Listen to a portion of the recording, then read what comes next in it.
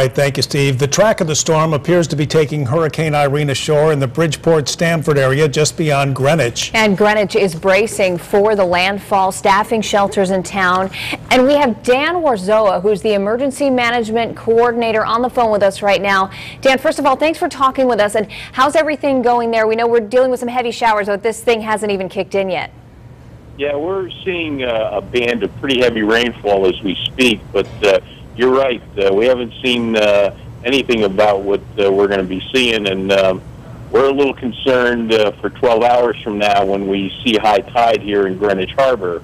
We've got a long night and good part of the day ahead of us. So far, things are going well here in Greenwich. We've got 2 shelters open. We've got a total population of about 50 people between those 2 shelters, and we've had thousands of questions from the public that our people in Public Safety Dispatch and our Emergency Operations Center have been able to answer, and we think things have gone pretty well so far.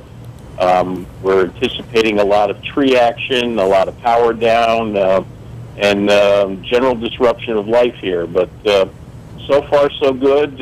We've got our incident action plan is in place for all our first responders and utility folks, and we're ready to go here. So we're just hoping that we make out better than we did in the March 2010 storm, and we'll see how it goes, and you're happy to check back with us at any time. Well, Dan, what is your story there with evacuations? Did you put out some word? Did you get good response?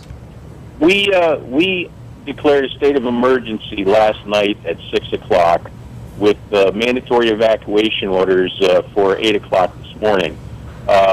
We were able to get some of our special police, our volunteer fire department folks, some of our fire police to go door to door to about 3,000 homes that are within the category 1, 2, and 3 slosh map setups, issue evacuation notices, talk to folks, and we had some pretty good compliance. One thing that we've noticed right along here is that it's the last 2 weeks of August, school isn't in session, so we have a lot of people that are on vacation and have decided to stay there and not come back to town. So that's a big help.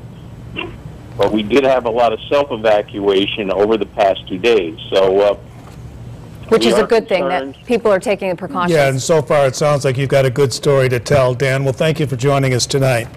Yeah, we appreciate it. And check back whenever you want. All right, Dan Warzoha, the Emergency Management Coordinator in Greenwich. We appreciate it. Thank